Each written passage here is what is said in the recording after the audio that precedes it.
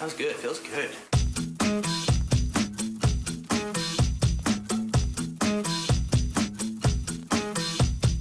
She maxed the credit cards and don't got it. 이번 대선의 꼭지점 위에 두고 꼭 지금 다뤄야 하는 점, 그러나 다뤄지지 않는 주제들을 이야기하는 대선 꼭지점 코너입니다. 이번 대선 후보들이 유독 가장 많이 이야기하는 주제들이요. 집값, 세금, 각종 규제들입니다. 그런데 생각해보면 이 주제와 아예 상관없는 사람들도 우리 사회에 많이 있습니다. 그중 대표적인 분들이 장애인과 아동들인데요. 대선 후보들은 이들에 대해 어떤 마음과 생각을 가지고 있을까요? 장애인권법센터 대표이신 김혜원 변호사님과 함께 짚어보겠습니다. 변호사님 안녕하세요. 네, 안녕하세요. 반갑습니다. 네, 장애인권법센터 대표로 계신데 먼저 이 센터는 어떤 곳입니까? 네, 장애인권법센터 이름이 좀 어려워서 네. 띄어쓰기를 잘 하셔야 돼요. 장애인권법센터 아니고 장애인권법센터 이렇게 네. 돼 있는데 이름이 좀 특이하다 하셔서 이렇게 말씀드리면 비영리 법률사무소예요. 그러니까 변호사 사무실, 더 쉽게 말하면. 그런데 제가 하는 일이 비영리라고 한 게 저는 아주 취약한 피해자만 지원을 하고 있어요. 네. 말 의사소통이 거의 불가능한 중증장애인이나 아니면 아주 어리거나 아주 고령이신데 뭐 범죄 피해를 당하셨거나 이런 경우, 그런 경우에만 제가 무료로 사건을 지원하기 때문에 뭐 이렇게 거창하게 뭐 변호사 사무실 이렇게보다는 그냥 조금 더 편안하게 다가가고자 장애인권법센터라는 이름으로 운영하고 있고요. 물론 제도 개선 활동도 같이 병행하고 있습니다. 네. 그래서 장애인이나 아동인권 관련된 사건들이 터지면 우리 변호사님이 굉장히 언론 인터뷰도 많이 하시고 자문도 많이 해주시더라고요. 그래서 오늘 대선 꼭지점에서 이 장애인과 아동인권을 위한 대선 후보들의 정책과 관점을 변호사님하고 조금 이야기를 나누고 싶습니다. 그 전에 장애인과 또 아동, 특히 이제 더 사각지대에 있는 아동들이겠죠. 그 사람들한테 우리 사회의 이 법과 제도가 얼마나 중요한지 변호사님은 늘 실감하실 것 같아요. 그렇죠. 제가 일이다 보니까요. 좀 많은 사례를 만나보셨으니까 사례를 통해 좀 소개해 주실 수 있으시겠어요? 네, 제가 이 일을 시작하게 된 계기도 사실 이 사회에서 법과 제도가 얼마나 중요한지를 잘 알고 있기 때문에 좀 그거를 도구로 이용해서 잘 이렇게 일을 해보자 이런 차원에서 이 일을 시작하게 된 건데요. 예를 들어서 서울이나 경기권 그리고 지하철이 설치되어 있는 곳에 보시면 다 엘리베이터 있잖아요. 네. 그게 어느 날 갑자기 뚝딱 만들어진 게 아니에요. 그게 이동권에 제약이 있는 교통약자나 뭐 장애인이나 유아차를 몰고 다니는 뭐 사람들이나 이런 사람들을 위해서 이제 직접적인 원인이 되었던 건 장애인의 이동권이었지만 결국 교통약자법 그리고 장애인 등 편의증진법 같은 법을 만들므로써 그게 다 만들어졌거든요. 그런데 재미있는 건 그게 만들어짐으로써 비장애인들도 사실 짐 무겁게 들거나 맞아요. 그쵸 막 우리 굽이 높고 막 이럴 때는 막 걷기도 너무 힘들고 그럴 때 엘리베이터 타기도 하잖아요. 네. 또 장애인 활동지원법 같은 것도 마찬가지예요. 사람들이 다 장애인은 시설에 살고 지역사회에서 분리돼서 산다 이걸 너무 당연하게 생각할 때 장애인 활동지원법이라는 게 생겨서 활동을 지원해주는 사람이 옆에 있기만 하면 이 사람도 지역사회에서 재밌게 자기 생활 살 수 있구나. 이런 것들을 사실 몸소 그 변화를 일으켜내는 그런 법들이 분명히 있고요. 앞으로도 갈 길이 참 많다고 생각합니다. 제가 방송 통해 참 많이 얘기해요. 몸이 아픈 분들 또 어린아이들 그리고 동물들까지 편안하게 살 수 있는 사회면 다른 분들은 말할 것도 없지 않겠어요? 그래서 이런 법의 직접적인 수혜도 모든 사람이 다 받을 수 있는 거고요. 법과 제도는 정말 건강도 백도 돈도 없는 사람들에게 누구보다 보호자가 돼줘야 하는데 대선 후보들의 공약이 그래서 중요하다고 생각을 합니다.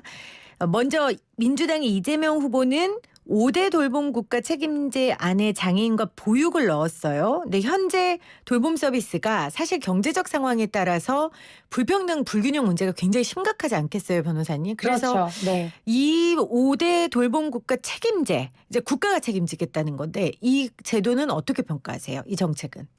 네, 지금 말씀하신 5대 돌봄국가 책임제를 아마 처음 들어보시는 분도 계실 것 같아서 제가 좀 찾아봤더니 이 5대가 뭐냐면 이제 첫 번째가 노인 요양 쪽이고 음흠. 두 번째가 간호나 간병 그쪽이고 세 번째가 장애인 그리고 네 번째가 초등 돌봄 문제 그리고 다섯 번째가 초등학교에 가지 않은 그 아이들 미취학 아동들에 대한 뭐 보육 문제 요거에 대해서 5대라고 설정을 하신 것 같아요. 저는 모든 사람은 돌봄이 필요하다고 생각해요. 네. 지금 그 장애가 없거나 지금 막 이렇게 막 쌩쌩하게 막 활동하실 수 있는 분도 사실은 어떤 측면에서는 분명히 돌봄이 필요합니다. 본인의 마음 돌봄도 필요하고 또 자기를 돌아보면서 계속 이렇게 좀 빈 부분을 채워나가는 그런 돌봄들이 당연히 필요한데 왜냐하면 사람이요 연결되어 살거든요. 자기 그럼요. 혼자만 막 잘 살 수 있는 그런 사람은 없어요. 그 중에서 특히 되게 절실한 부분을 좀 특화해서 이렇게 공약으로 5대 이렇게 설정한 것이 아닌가라는 생각이 드는데요. 사실 지금 요새 그 현대 상황을 보시면 이 지불 여건이 되시는 분들, 좀 수입이 있고 예, 그런 분들은 돌봄을 돈으로 사죠. 요새 돈으로 사고 그렇죠. 그렇지 못한 사람은 사실 방치되어 있는 거예요. 특히 맞습니다. 코로나로 인해서 이게 더 심해진 상황이고요. 그 불평등 그리고 불균형 이런 걸로부터 메우려는 취지로 보여져서 저는 전반적으로 찬성을 합니다. 다만 그런 말 있잖아요. 악마는 디테일에 있다. 예, 그래서 이 디테일을 어떻게 잘 짜느냐 굉장히 중요하거든요. 그렇겠죠. 예를 들어 장애인 돌봄을 잘하자 해놓고 막 가두어서 모아놓고 통제하는 방식으로 한다?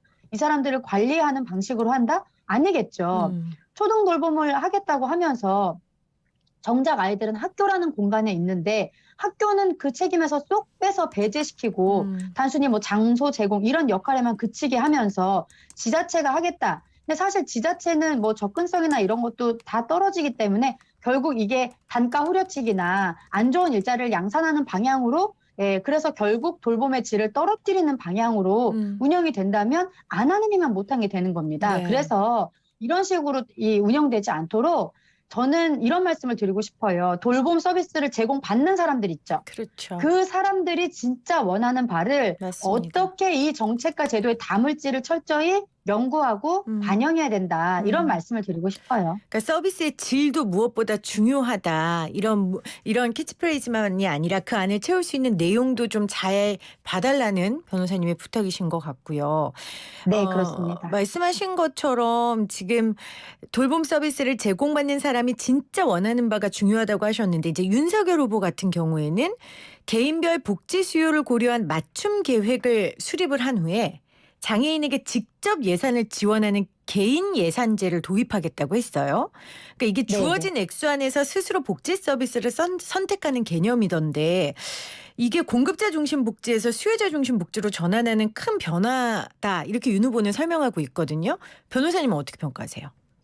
네, 이 개인 예산제도 몇 년 전부터 계속 뜨거운 감자예요. 그래서 일각에서는 그 아주 완벽한 수요자 중심의 복지를 할 수 있다. 빨리 하자. 이런 분들도 계시고 또 어떤 분들은 이 장애인의 사실 기본적인 소득 보장, 정말 최소한 살 수 있는 그 정도의 소득 보장이나 주거 문제도 해결되지 않은 상황에서 그런 상황에서 또 장애인이나 이런 그 사회적 소수자에게 지원되는 사회복지 지원 규모의 총량 자체가 지금 현저하게 부족한 상황에서 그냥 현금만 어떻게 보면 선실성으로 이렇게 던져주면서 알아서 살아가라는 방식으로 이게 왜곡돼서 운영될 가능성이 있다. 그렇네요. 이런 우려를 하시는 분들도 계시거든요. 네네. 그래서 근데 제가 윤석열 후보께서 이 제시하신 내용을 이렇게 살펴보니까 이게 단순한 현금 지급을 얘기하신 것 같지는 않고 아마 바우처 제공을 통해서 이게 장애인이 선택을 해서 뭐 내가 그 바우처 안에 활동 지원을 받을지 뭐 보조기를 구입할지 뭐 교육을 받을지 뭐 교통에 쓸지 이런 것들을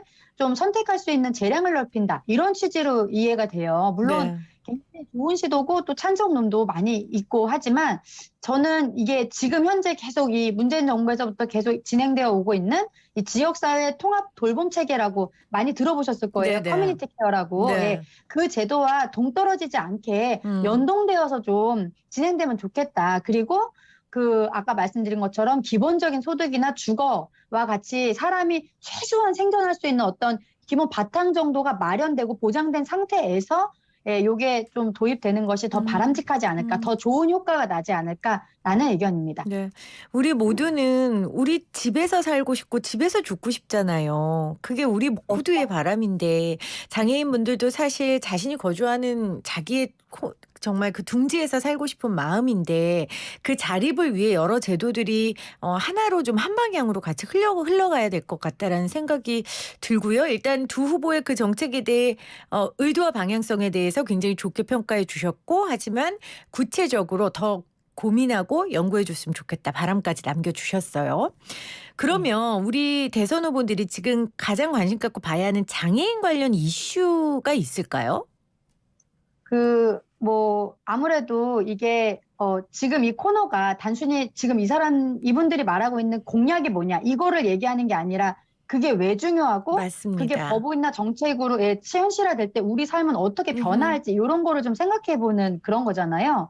그래서 저도 이 말씀을 드리고 싶은 게 대통령이 지금 2번 바뀌면서도 그게 다 1번 공약이었음에도 불구하고 아직 입법되지 않은 법이 있어요. 아하. 특히 장애인 권리보장법. 예. 기존의 시혜적인 복지 제공의 관점을 전면적으로 이 권리 주체화한다라는 법인데도 이게 덩어리가 너무 크다 이러면서 계속 만지작거리고만 있는 거예요. 그래서 이제는 이 기나긴 입법 여정을 좀 마무리할 때가 되지 않나 싶습니다. 그리고 하나 더 말씀드리면 이 장애인 탈시설 지원법이 우리 지금 국회에 68명의 의원이 야심차게 공동 발의를 한 법이 있거든요. 근데 아직도 답보 상태예요. 그래서 예전에 우리가 이미 6.25나 이 이전에도 같이 어울려 살았어요. 장애인, 비장애인 다 지역사회에서 같이 어울려 살다가 산업화가 생기면서 이게 가둬놓으면서 사실 여러 문제, 사회 문제나 폐해들이 발생을 해서 지금이라도 이걸 좀 시정하자는 차원인데 그 분리정책 중에 은연중에 우리 사회에 자리 잡은 그 편견들, 장애인이 어떻게 혼자 할 수 있냐,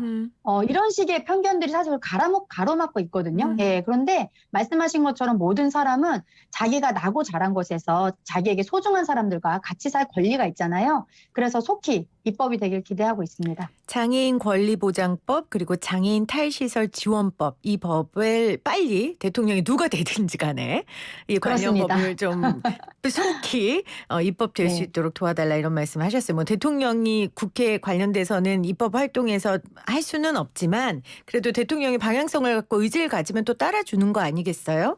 그래서 네네. 부탁을 하셨고요. 자, 장애인 관련 이야기 나눴고 아동 관련 이야기를 좀 나눠볼게요. 여전히 한 달에 한 번은 정말 입에 오르기도 싫은 이 아동학대 뉴스들이 쏟아지고 있는데 이재명 대선 후보는 일단 아동의 안부를 묻다. 본인이 경기도지사 재임 당시 시행했던 사업인데 이 사업의 전국 확대를 검토하겠다고 했어요. 이게 이제 가정보호 아동의 안전을 함께 이제 통장 뭐 이런 분들이 확인하는 이런 사업이거든요. 이걸 확대하겠다고 했는데 어떻게 평가하세요? 결론부터 말씀드리면 제 생각에는 바람직한 접근으로 보여요. 왜냐하면 그 선진국들은 이미 아동학대 정책을 사건이 터지고 가해자를 엄청 엄벌하고 아동을 분리해서 다른 데서 이제 키우고 이런 식의 후진적인 대체에서 벗어나서 이 위기 가정의 지원을 통해서 아동학대를 조기 발견하고 조기에 예방하는 방식으로 전환하고 있거든요. 그래야죠. 예, 그래서 사건이 터진 후에 가해자에게 막 공분해가지고 애는 보육원에서 키우고 가해자는 감옥 가 있고 이런 것들이 사실 학대 자체를 막을 수 없고 또 생존 아이의 발달에는 정말 좋지 않다는 것을 여러 그럼요. 선행 연구에서도 검증이 돼 있죠. 그래서 저는 가정을 방문해서 위기 가정을 찾고 그 안에 위기 아동을 잘 지원하는 것은 어떻게 보면 아동학대 예방의 첫 단추라고 할 만큼 매우 중요하다고 볼 수 있는데요. 근데 저는 사실 이런 거 발표될 때마다 솔직히 조금 무서울 때가 있어요. 어떤 왜냐하면 점이요? 네. 그러니까 정책 발표만 딱 하고 뚝딱 법을 만들거든요. 그런데 그 안에 정작 실제 일하는 사람들에 대한 고려가 없어요. 그렇죠. 이건 사람과 아동학대- 돈이 있어야 할 수 있는 일인데요. 그렇죠. 아동학대 전담 공무원제도 만들 때도 그렇고 아동보호 전담 요원제도 들어보신 분 계실 거예요. 민간 전문 인력이라고 해서 있는데 그 돌아가는 상황도 마찬가지예요. 이 인력들로는 도저히 할 수 없는 것들을 계속 막 던지면서 아하. 어떻게든 해내라. 이런 식으로 제도가 만들어지면요. 결국 돌아가는 신용만 하다 멈추거든요. 그러면 이 일을 계속 제가 해온 입장에서 약간 기만당한 느낌이 들거나 그럴 수 배신감을 있죠. 느껴질 때도 있어요. 예. 기왕 우리가 가가호호 방문을 통해서 학대 예방을 설계하시겠다라고 한다면 실제로 그 일이 어떤 전달체계 안에서 체계적 지속적으로 소진되지 않고 진행될 수 있는가 이 부분을 구체적으로 좀 고민해 주셨으면 좋겠습니다. 체계적 지속적으로 소진되지 않고 이어질 수 있도록 방안을 연구해 달라. 정말 현장에서 일한 그 분의 절절한 요구였습니다. 자, 자, 네. 이재명 후보의 의견 들어봤으니까 이제 윤석열 후보 같은 경우에는 소년, 아동, 가정폭력 사건을 통합해서 처리하는 통합가정법원으로 개편하겠다고 했어요. 일단 이게 어떤 거예요? 변호사님, 이제 변호사님이시니까. 네, 아마 그 소년 보호 사건이랑 형사 사건이 지금 각각 따로 처리되거든요. 보호 사건은 주로 가정법원에서 하고 형사 사건 일반 법원, 일반 지방법원에서 하는데 그런 거를 통합하고 또 아동학대, 가정폭력 그리고 얼마 전에 그 입법된 스토킹 관련된 그 친밀한 관계에서의 폭력들 이런 것들을 형사법 시스템 안에서 오히려 그 원스톱으로 가정법원 안에서 처리하겠다 이런 말씀인데요. 저는 사실 오래전부터 이 문제를 좀 주장해온 입장에서 환영하는 바이고요.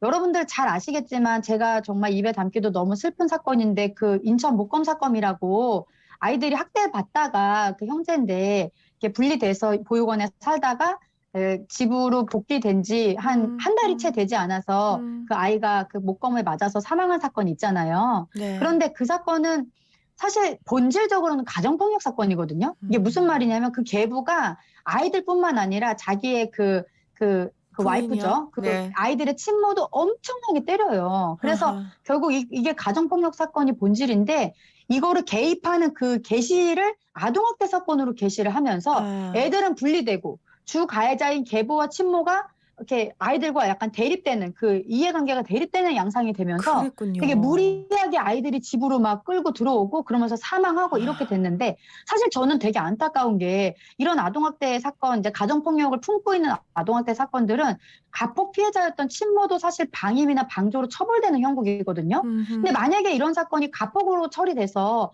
아이들과 친모가 안전한 쉼터에서 생활하고 가해자가 구속되거나 체포되었다면 이렇게 아이가 죽었을까? 사실 그런 생각이 저는 드는 거예요. 그래서 저는 이 사법이라는 게 굉장히 그 중요한 역할을 하고 있습니다. 왜냐하면 법으로 삶을 회복하거나 치료할 수도 있어요. 그럼요. 그 관점에서 찬성하고 근데 오히려 이게 잘 진행이 되려면 이 통합가정법원이라는 이 법원의 역할이 되게 중요해지잖아요. 네. 이 법원이 오로지 이 일에 전문성을 가질 수 있는 구조를 만들어야 돼요. 왜냐하면 판사님들이라고 다 인권 감수성 높지 않아요. 판사님들 들으실 수도 있는데 죄송한데요. 사실 그렇지 않아요. 그리고 하나 더 말씀드리면 이 통합가정법원을 하더라도 너무 회복이나 화합 이런 걸로 막 너무 치우치면 사실 엄벌하고 단죄해야 될 사건에 대해서는 또 그게 본연의 사법의 역할이 있기 때문에 그거와 이 회복과 또 엄벌과 이런 것들의 그 균형을 잘 맞춰가는 노력을 합니다. 그렇군요.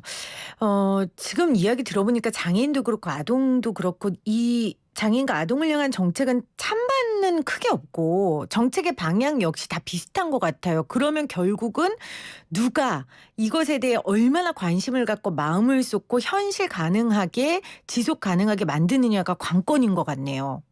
네, 맞습니다. 이게 공약을 사실 들어보면 여러분들 공약을 들을 때 저건 좀 아닌데 싶은 건 잘 없잖아요, 사실. 네. 그 정도로 이거는 되게 좀 포괄적으로 얘기를 하시거든요. 예를 아하. 들어서 뭐 장애 쪽 같은 경우도 막 되게 뭐 중증장애인 24시간 지원, 뭐 국가 책임, 뭐 지원주택 확대 이런 식으로 뭔가 사람 중심 이런 말을 쓰는데 여기에 물음표를 던질 사람은 사실 없거든요. 되게 왜 요새 말로 그런 말 있잖아요. 가슴이 웅장해진다고. 예, 이런 공약들을 보면 사실 다 뭐 동의하고 웅장해지고 뭐 이런 얘기긴 한데 이게 용도사미가 되면 안 된다는 거예요. 아하. 겉으로는 되게 그럴듯하게 딱 얘기 던져놓고 그걸로 표를 뭐 얻어가지고 당선이 되면 그 다음에는 뭐 나몰라라 하고 사실 이게 뭐 어쩔 수 없이 진행된다 하더라도 네. 그 구체적인 디테일 신경 쓰지 않아서 결국에는 안 하는 이만 못한 정책이 되고 이렇게 되는 경우가 막아야 되지 않을까. 그래서 사실 그럼요. 구체적으로 말씀드리고 있는 거예요. 사실 장애인분들은 이제 장애인 단체도 있으시고 또 장애인 중에 여러 분야에서 일하시는 분들이 있어서 목소리를 내기 더 좋을 것 같은데 아동 같은 경우에는 지금 그럴 수가 없잖아요. 그러니까 이게 좀 제가 아동 쪽 활동하면서 제일 힘들어요. 그러니까요. 저도 사실 제가 장애인 당사자라서 장애인 단체랑도 많이 일을 하고 하는데 거기는 적어도 어떤 이거에 대해서 의견이라도 묻거든요. 공식적으로 이 당사자들에 대한 의견도 회신하고 이런 것들이 있는데 아동 쪽은 사실 그런 게 전무하니까 거의 없다시피 하니까 그게 너무 더 답답한 거죠. 그러면 변호사님 이 대선 후보들이 아동학대를 막기 위한 공약들 이런 거는 좀 이런 마음으로 이렇게 해줬으면 좋겠다. 아동들을 대신해 당부 좀 해주세요. 네. 제가 꼭 드리고 싶은 말씀이 있는데요. 그 아동학대 체계 안을 가만히 들여다보면 근데 아동이 없어요. 음. 이 현실을 정말 무겁게 받아들이셔야 돼요. 음. 제가 예전에 그 아이들 막 그냥 막 밑도 끝도 없이 막 분리한다 할 때 아이들이 막 내복바람으로 갑자기 난생 처음 보는 막 그룹홈에 가 있고 이런 문제에 대해서 굉장히 높은 어떤 분과 이렇게 이야기를 나누고 하는데 이분들의 시각이 아니 거기 가도 다 애들 물건 있잖아요. 뭐 거의 이런 식인 거예요. 이 네. 아동이 자기가 결국 자기에게 힘든 공간이긴 했지만 그래도 본인 아이고 이 중요한 얘기를 하시는데 이게 소리가 이상하네요. 이거 좀 우리 밖에서 감독님들 이야기해 주셨으면 좋겠어요. 지금 네. 가장 중요한 얘기를 해 주고 계신데 이게 또 아동이 없는 지금 현실을 꼭 나타내는 현상인 것 같아요. 마이크를 드렸는데 지금 마이크 음성 소리가 좋지 않아서요. 이 얘기는 꼭 들어야 될 것 같아요. 전화 연결을 좀 해 주시겠어요? 변호사님한테 전화 연결로 해서 지금 변호사님은 지금 목소리가 나가지 않는 걸 모르시고 계속 열변을 토하고 계신데 변호사님한테 전화 연결을 좀 한 번 더 해 주시기를 바랍니다. 오늘 대선 꼭지점 장애인과 아동을 위한 대선 후보들의 정책 살펴보고 있고요. 지금 문자로 우리 4431님 발달장애 아동을 키우는 엄마입니다. 발달장애 부모가 되기 전에는 몰랐는데 우리 사회는 이런 복지나 의식 쪽에서는 아직도 많이 후진국이더라고요. 이런 주제에 대해 방송해 주셔서 감사합니다. 이렇게 남겨주셨고요. 또 유튜브 보이는 라디오 창에 김인자님 께서도 변호사님 구구절절 옳으신 말씀입니다. 이렇게 남겨주셨어요. 지금 변호사님이 지금 지금 됐는 줄 알고 계속 말씀 중이세요. 전화가 지금 통화 중으로 떠서 지금 안 받으시는데 줌 전화 연결이 돼 네. 있거든요. 변호사님. 네, 저는 잘 들리고 제가 잘 얘기하고 있었습니다. 네, 그래서 아이들에게 충분한 정보가 전달되고 네. 충분한 그 비언어적인 의사표현까지도 잘 어떻게 제도에서 담아낼 것인가를 고민해 주시면 좋겠다라는 말씀이었습니다. 변호사님 이거 제일 중요한 얘기였는데 저희가 갑자기 연결이 끊어져서 자 네, 변호사님께서 그럴 수 있죠. 네 변호사님께서 대선 후보들한테 당부하고 싶은 건 아동학대 체계 안에 아동이 없다는 현실을 좀 받아들이시고 아이들의 비언어적 의사 표시까지 제도에 담아낼 수 있도록 좀 그런 세밀한 정책을 부탁하셨어요. 맞죠? 네, 맞습니다. 감사합니다. 지금 변호사님 보이는 라디오 창에 변호사님 에너지가 넘치시다고 구구절절 옳으신 말씀이라고 막 이렇게 남겨주세요. 오늘 이 네. 짧은 인터뷰에서 못다한 이야기는 변호사님 삶의 현장에서 꼭 실현해 주시고 우리 장애인들과 아동들을 위해 또 계속해서 싸워주시기를 제가 국민의 한 사람으로서 간절히 부탁드립니다. 네, 감사합니다. 네, 고맙습니다. 네.